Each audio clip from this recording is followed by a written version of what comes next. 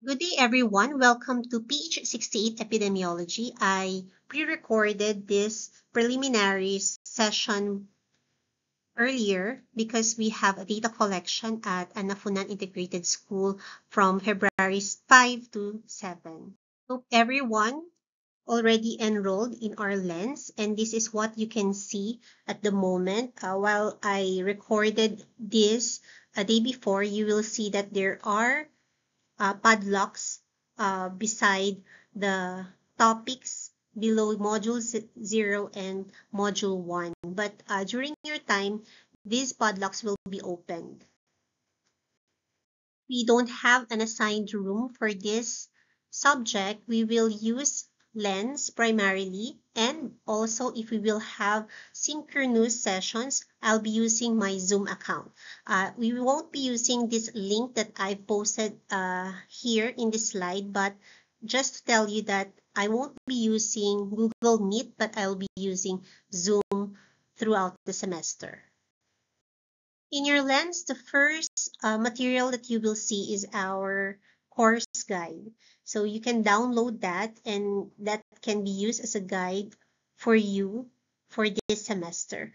We will look into each of the parts of this course guide. So the first part of the course guide, you will see about the course section. This course provides an introduction to the fundamentals of principles and methodology of epidemiology. So we will emphasize here the epidemiological concepts and the application of these concepts to public health practice.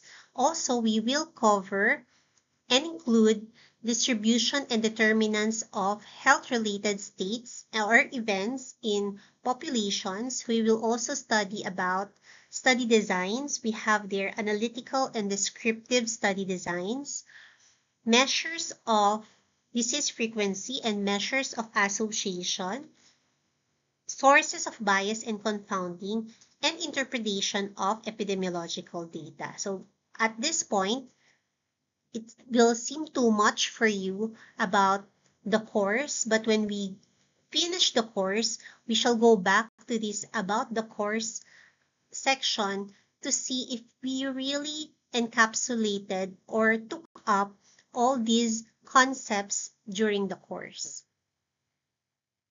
So these are the course learning outcomes, the outcomes that you should be able to have at the end of the course. First is to understand the basic principles of epidemiology and its importance in public health.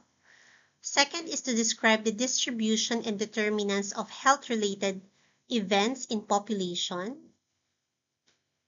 Third is to identify different study designs, the ones that I told you, descriptive and analytic study designs used specifically for epidemiological research.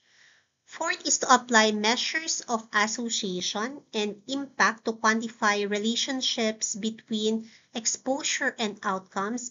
At this point, you will know here if this exposure is really associated to a certain outcome. Fifth is to recognize sources of bias and confounding in epidemiological studies and look for methods to minimize them. And lastly, to interpret epidemiological data and communicate findings to inform public health practice and policy. Second section on your course guide is our course outline. So you will see here, these are divided into 3 parts.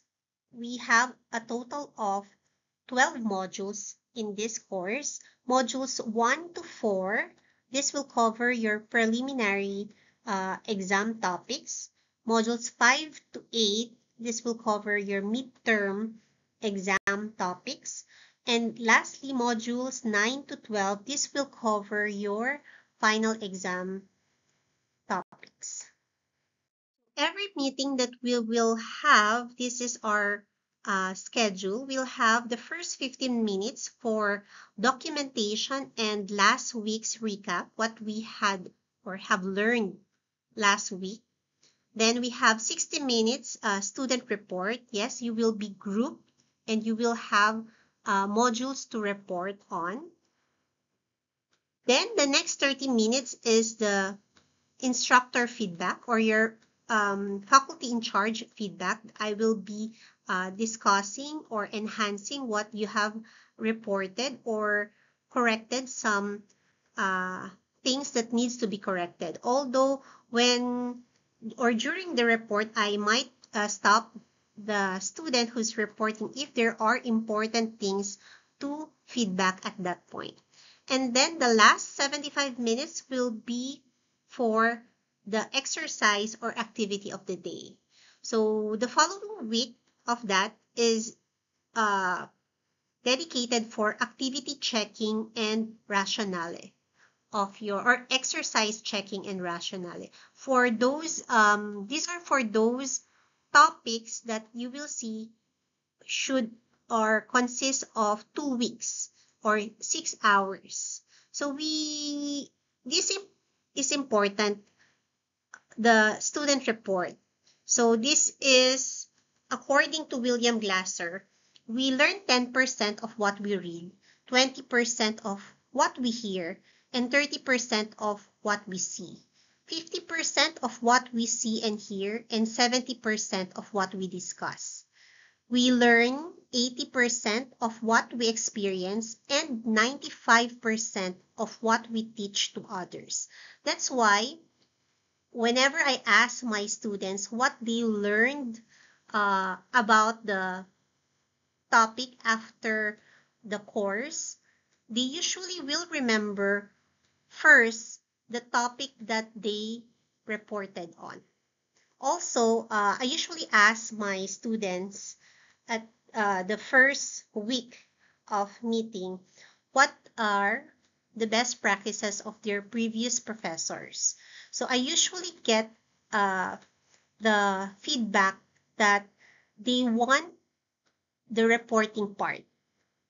At first, I'm hesitant because I think the professor might just be slacking. He or she doesn't want to discuss or lecture on the topic because I usually do all the discussions for a certain module. So when I learned this, oh wow, yeah, this is really what Glasser means, that 95% of what we teach to others is that what we learn. The third section of your course guide is a schedule. So the schedule is intended to help you pace your study in this course, and I would suggest that you check this schedule regularly to monitor your progress in the course. So we are actually at week 1. So at week 1, there's the topic is on Introduction to Epidemiology. So I already took this module. This is module 1. I discussed about definition of epidemiology, historical development of epidemiology, the epidemiological triad, and the levels of disease prevention. You will see here the corresponding activities of that week. So activity number 1 is here, navigate the course site, which is our lens. Then you will participate in the self-introduction forum. This is posted also under preliminaries. Third is study the learning materials for this week. The learning material for now is the pre-recorded module 1 lecture. This is actually a recycled lecture from my MPH class last semester. So you will see there that I'll be inserting names of people that are not your classmates.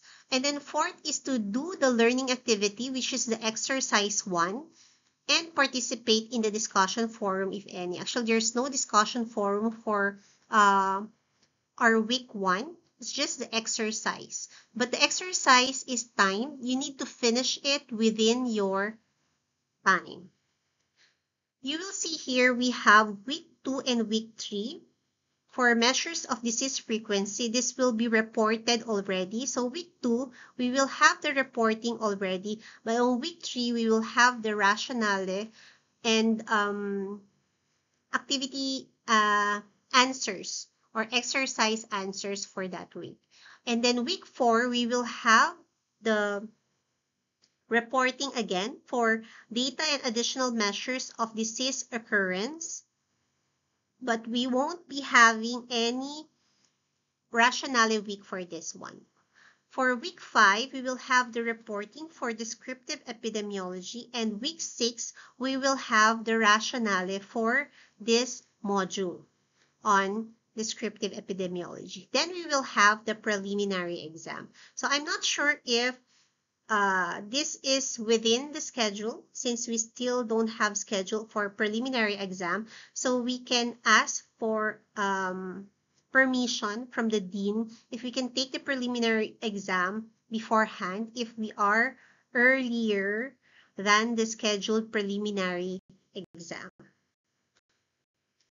So same for week 8, we will have the reporting for measures of association, and then the following week will be rationale. Week 10 will be causation in epidemiology, but here we won't be having a day for or a week for rationale. For week 11, we will have the reporting for analytic epidemiology.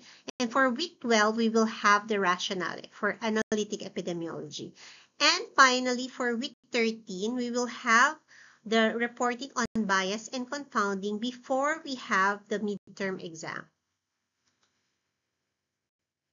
And for week 14, we will have the reporting on outbreak investigation and response. Week 15 is for rationale.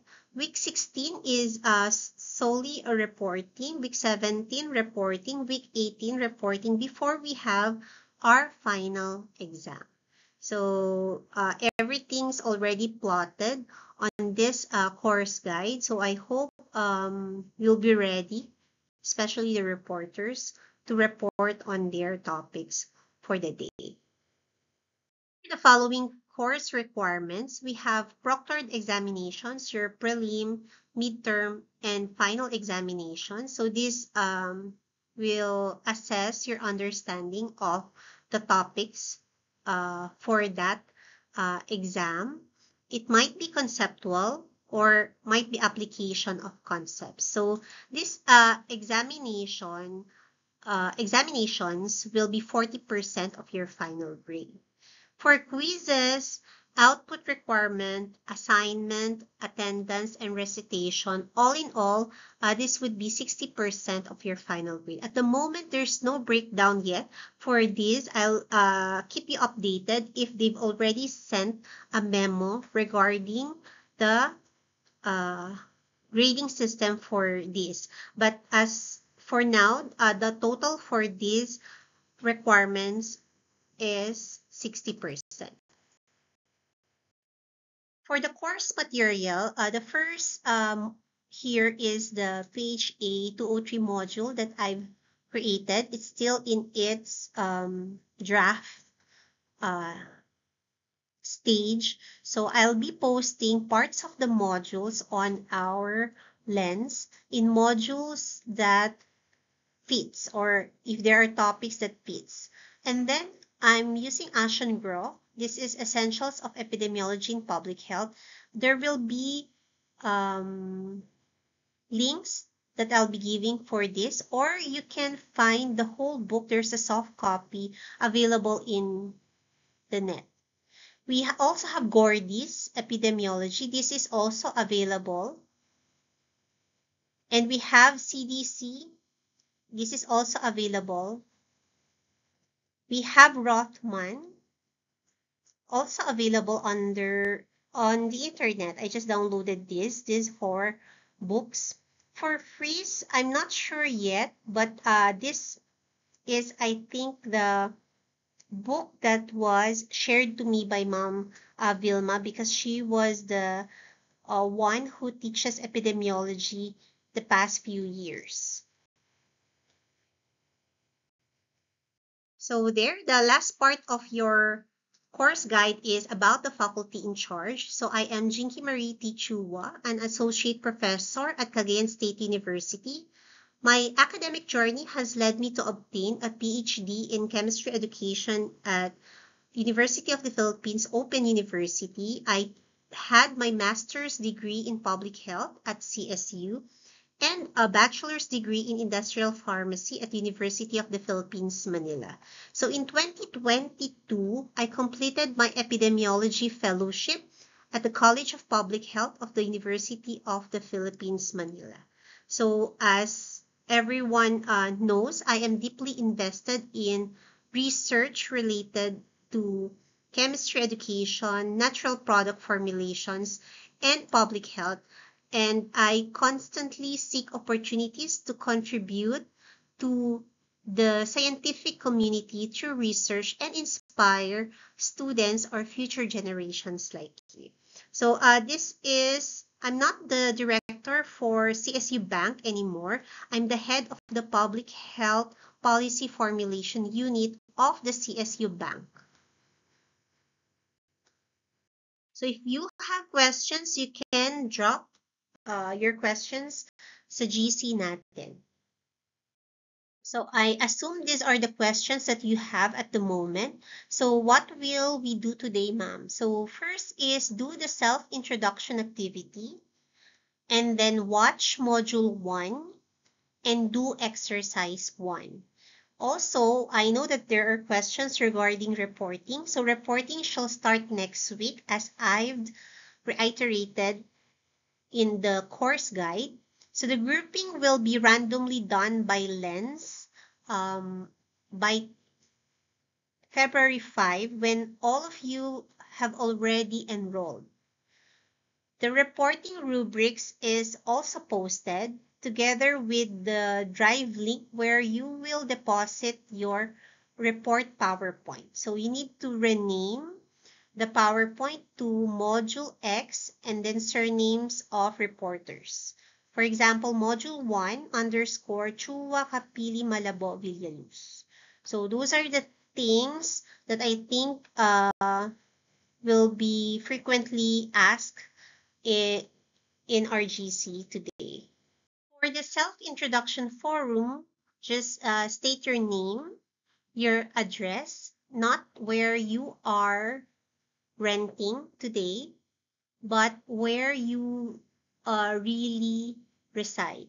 Then your expectations on PH68 epidemiology, and finally, what were or are the best practices of your previous professors and why is it the best for you? So that's it for this PowerPoint video, and I hope you are enlightened on what we will do for this course.